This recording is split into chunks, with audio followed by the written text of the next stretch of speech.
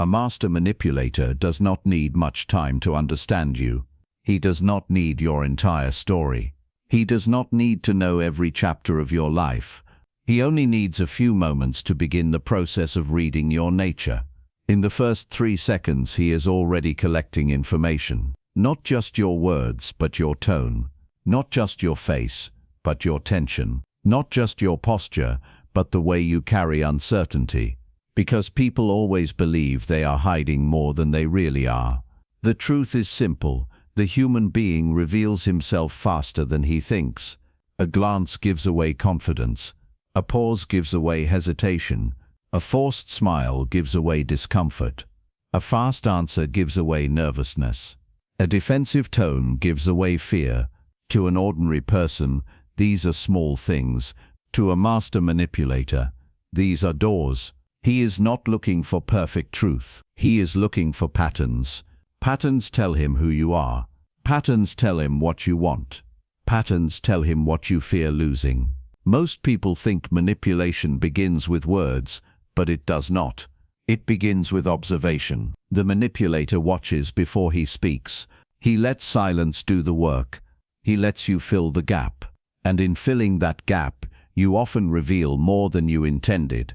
He notices whether you rush to explain yourself. He notices whether you need to be liked. He notices whether you shrink when challenged. He notices whether you try too hard to appear strong. He notices whether you laugh at things that are not funny, just to avoid awkwardness. He notices whether your eyes search for approval before you answer. And this is where many people lose their advantage. They think being polite means being unreadable. They think being quiet means being protected. They think having good intentions makes them invisible. But the mind leaks through behavior. A skilled manipulator knows how to test you without making it obvious. He may ask a simple question and watch your body more than your answer. He may make a small criticism and see if you collapse, argue, or over-explain. He may pause after speaking, not because he has nothing else to say, but because he wants you to rush in and reveal your nerves. He may offer a compliment to see whether you become easier to influence. He may become silent to see whether you start trying to win his approval. This is how he learns your structure. Not by force, by pressure. A person under no pressure can pretend to be anything. But once pressure appears, the true shape begins to show. Some people become eager to please. Some become defensive. Some become submissive. Some become suspicious. Some become desperate for validation. And some become so uncomfortable that they start giving away control just to make the tension disappear. That is what a manipulator sees. He is not just watching behavior. He is watching weakness under pressure. And once he knows your weakness, he knows how to move you. If you seek approval, he gives it in small amounts so you chase more. If you fear rejection, he keeps distance so you work harder to stay accepted. If you hate conflict, he uses discomfort to make you comply. If you need attention, he withholds it to make you notice him. If you are proud, he challenges you carefully so you can be guided through ego instead of resistance. That is why manipulation is often so effective. It does not always feel like control at first. It feels like understanding. It feels like being seen. It feels like someone gets you. And that is exactly how the trap closes. The manipulator does not always attack directly. In fact, direct aggression is often too obvious. A better manipulator works with patience. He mirrors your style. He matches your pace. He makes you comfortable before he makes you dependent. He creates trust before he creates influence. He studies your emotional rhythm, then steps into it. This is why charm is such a useful weapon. Charm lowers suspicion. Charm creates openness. Charm makes people reveal themselves freely. Once a person feels safe, they stop guarding every sentence. They become relaxed, and in that relaxed state, they expose what can later be used against them. A master manipulator understands human nature at a level most people never study. He knows that people want to be accepted. He knows that people fear looking foolish. He knows that people want to feel important.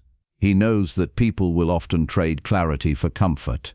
And he knows that if he can control the emotional atmosphere, he can control the direction of the conversation. That is why the first few seconds matter so much. Not because everything is decided instantly, but because the first moments establish the pattern. Who speaks first? Who feels nervous first? Who tries to impress? Who tries to dominate? Who tries to relax the room? Who tries to escape tension? From those clues, the manipulator begins building a map. And the map is not just about your personality. It is about your leverage. He learns what makes you feel small. He learns what makes you chase. He learns what makes you protect yourself. He learns what makes you surrender your boundaries. And if he is skilled enough, he never has to announce his power. He only has to guide your choices until they benefit him. This is the part most people miss. Control does not always look like force. Sometimes control looks like suggestion. Sometimes it looks like patience. Sometimes it looks like someone who is simply good at people. But behind that ease is often calculation. A wise man would not panic in the face of this. He would observe. He would slow down. He would not rush to prove himself. He would not over-explain.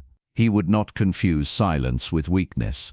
Because silence, when used properly, can reveal the other person more than words ever could. The manipulator depends on reaction.